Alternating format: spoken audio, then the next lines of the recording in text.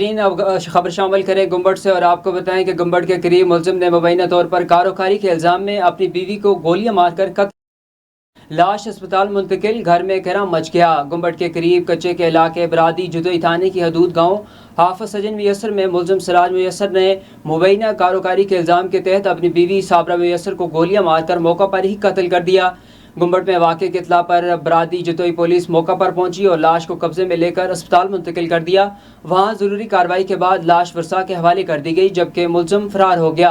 गुम्बद में इस मामले में SHO बरादी जुतोई का कहना है कि मुलजिम अला बख्श उर्फ सिराज मैसर ने कारोकारी का इल्ज़ाम लगाकर अपनी बीवी साबरा को कत्ल किया। उन्होंने कहा कि मुलजिम की गिरफ्तारी के लिए छापे जारी हैं।